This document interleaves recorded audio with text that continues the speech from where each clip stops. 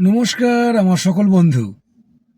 আমরা সকলে বলি যারা বড় বড় আইডি আমাদেরকে কমেন্ট করে না বা আমাদের পোস্টে থাকে না বা আমাদেরকে ফলো করে তুলে নেয়, একদমই ঠিকই। কিছু কিছু বড় আইডি আছে আমাদেরকে ফলো করে রেখেছে। কারণ কেন জানেন? যারা অ্যাক্টিভ থাকে অনেক বড় বড় আইডি, তারা জানে এই বন্ধুটা অ্যাক্টিভ।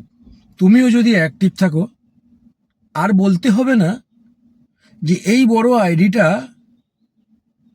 আমাকে ফলো করে তুলে নিয়েছে। একদম ভুল কথা। এই যে আমার বোন দেখতে পাচ্ছ ওপরে দিয়ে রেখেছি, কত বড় পরিবার যেন, মনের মানুষ। ঠিক আছে, তো এই বোন আমাকে অনেক আগে থেকেই ফলো করে রেখেছে। সে কিন্তু ফলোটা তোলেনি, ঠিক আছে? তো অনেক আইডি 6,000, 7,000, 8,000 ফলো করে দেখি তুলে নিয়েছি। আমরা অ্যাক্টিভ, আমরা অ্যাক্টিভ, আমরা অ্যাক্টিভ কাজ করি, ঠিক আছে? আমরা ঘুমানো বন্ধু নয়। কিন্তু অফিসের কাজের চাপে কমেন্টে রিপ্লাই দিতে পারি না, কিন্তু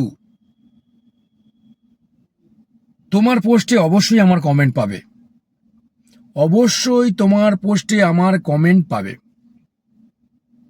একদমই পাবে। আমরা তুলি না। তুমি যদি তুলে নাও তাহলে কি আমি রেখে দেব? একদমই না। তুমি আমাকে ফলো করে আনফলো করে দেবে, আমি কি সেটা রেখে দেব? বলো, এটা কি করে হয়? একদমই হবে না। যারা নতুন তারা এগুলো পারবে না। কিভাবে সার্চ করে যে আমাকে আনফলো করলো সেটা আমি দেখব, কিন্তু আমরা পারি। আমরা চেক করি যে কে আমাকে ফলো করে আনফলো করলো। তাদেরকে মনে হয় কি আমি ডালা দিয়ে পুজো করে রেখে দেব আমার পরিবারে?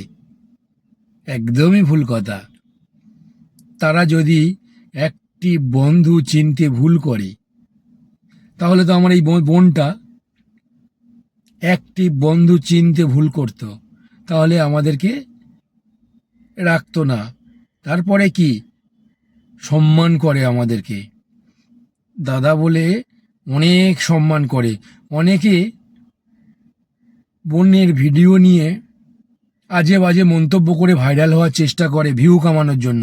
আমরা কিন্তু আজ পর্যন্ত প্রতিটা বোনকে সম্মান করেছি। আমাদের ভিউ দরকার নেই, ভিউ একদমই দরকার নেই। কাউকে ছোট করি আমি ভিউ কামাবো, ওই রকম ভিউ আমার দরকার নেই। বোঝাতে পারলাম?